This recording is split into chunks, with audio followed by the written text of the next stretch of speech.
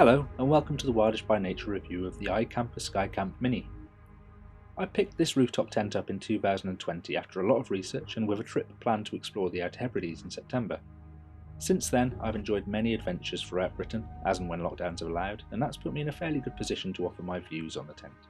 I'll run through the specs and then some of the modifications, tips and tricks I've discovered on my trips. If you've got any questions at all, please pop them in the comments or email me, explore@wildishbynature.co.uk. I'd be more than happy to help, and if you could click subscribe, that would really help me too. So, let's begin.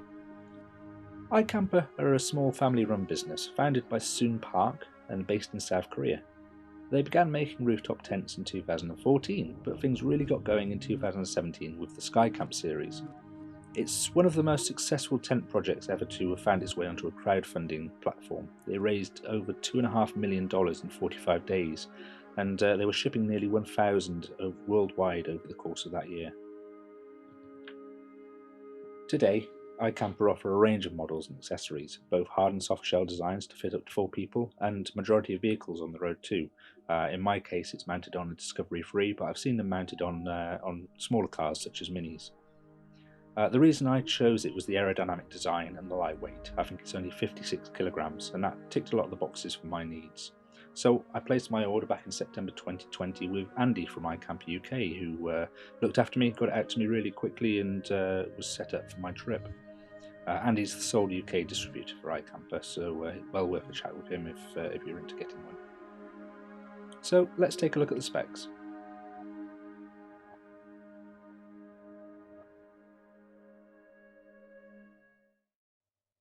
As you can see from the list on screen, the iKamper is well spec'd. You get a 300-gram polycotton inner tent with a 3000mm polyurethane rainfly, and that's all sat on an insulated honeycomb aluminium base. The hard shell is available in a number of finishes, including gloss black and rocky black, and it closes with stainless steel locks for peace of mind. The side windows have 3 zipped layers, a waterproof layer that can be turned into a canopy, a no-seam mesh, and a clear plastic layer. You also get a skylight, which is wonderful to watch the stars at night. iKamper supply a 2-part mattress. This slides on top of each other when you're closing it. However, I upgraded this to a 10cm inflatable foam mattress just for improved comfort really.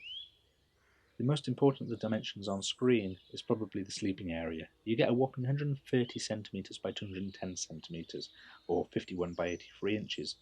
We've found that to be more than enough space for us and our dog. There are numerous accessories available, including a winter liner, an awning, an annex, and a rain canopy for shorter trips.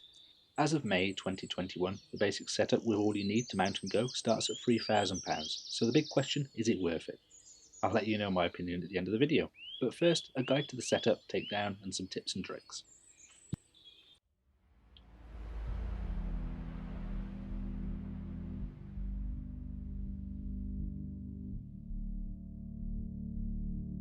Setup of the iKamper really is simple. Simply unlock the clasps and then give the lid of the hard shell a little push. The gas struts will do the rest.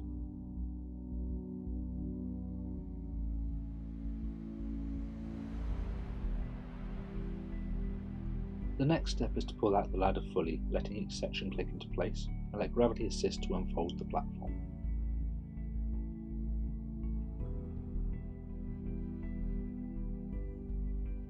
We're aiming for the ladder to be at 70 degrees to the ground, and the platform should be slightly above horizontal. You can adjust the ladder height using the black release tabs on the front of the ladder.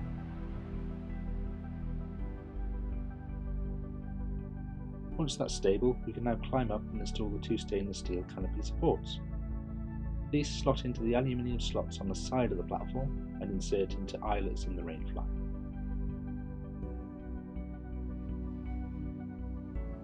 You can either put it into the platform first, then into the eyelets, or into the eyelet, then the platform. Just be careful on the ladder because there's quite a lot of strength in these sprints.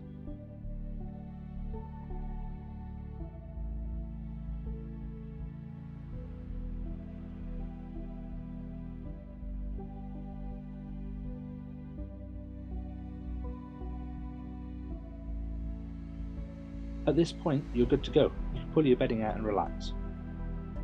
Or get the windows open and enjoy the view.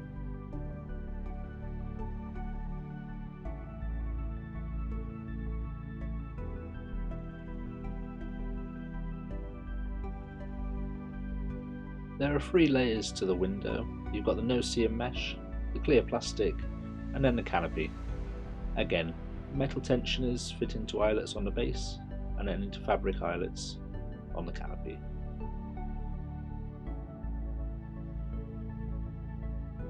The other thing to remember is this is still in essence just a tent.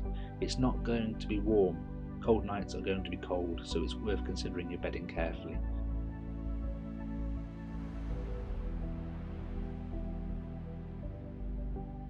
I've made life slightly more difficult on my discovery. I've installed the iKamper wind deflector, which means I've got to push it down slightly to get in.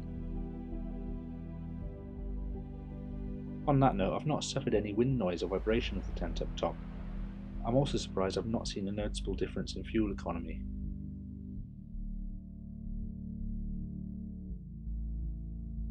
It's worth mentioning when you first arrive at camp to consider the wind direction. It's advised to park with the hard shell into the wind. You'll have a better night's sleep for one thing. It'll also put less stress on the tent. It's not always possible though, and in my experience it does seem to have held up very well to interesting weather.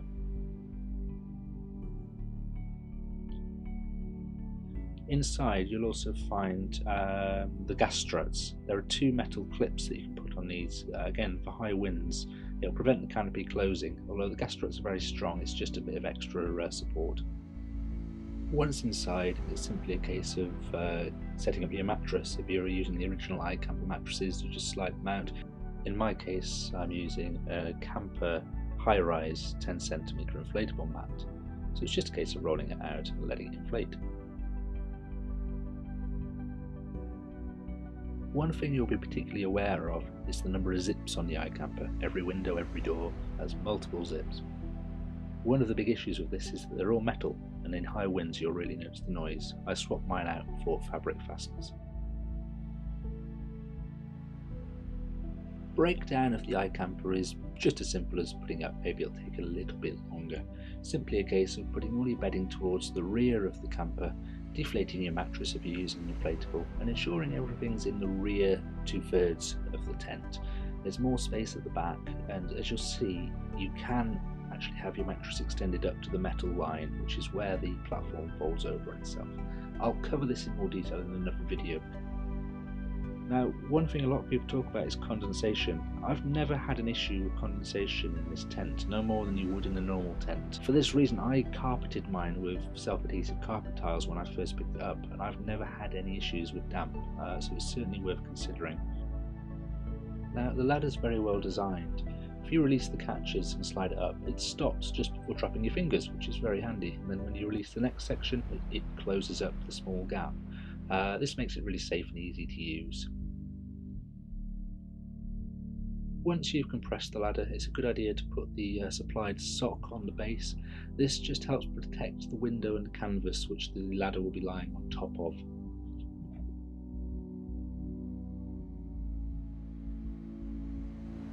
If you make sure your straps are over the front, then it's just a case of lift and push with the ladder, pull down on the black strap. Everything will close nice and slowly, and you're ready for the next step. The side straps, it's important to lift them high enough that when you pull them they'll be pulling in on the side of the tent. You can then grab all 3 straps together and start pulling. You'll feel a bit of resistance from the gas struts, but it will come, and just do it gently as you'll see the air squeezing out. It's worth noting to keep the doors slightly open and keep the windows open as well when you're closing it. Once you're nearly closed, it's worth just double checking on the sides to tuck in any excess fabric that's crept out.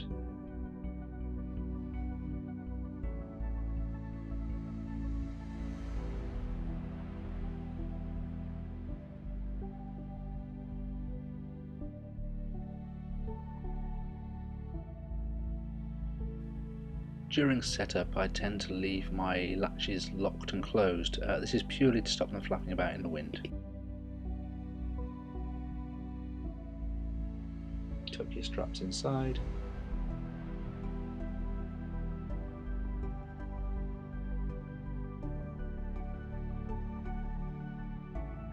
Pull the metal latches down and onto their hooks on the base.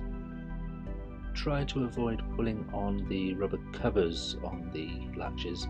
as it will slide off the metal hooks and it's a bit of a pain to get back on.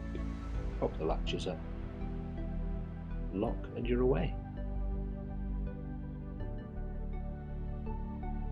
Okay, well, thank you very much for watching. I hope it's been useful. One of the big questions I need to answer is it worth it? And in my opinion, yes, it is. It is a lot of money. It's more expensive than other options that are out there. However, from the research I did looking into all the different options, the iKamper just came out on top for all of them. That said, I've not tried any of the others, so I can't compare. But if you were to ask me if it's worth buying the iKamper, I'd wholeheartedly say yes, it is. Thank you again for watching, and again, if you have any questions at all, just pop them in the comments below or email explore@wildishbynature.co.uk.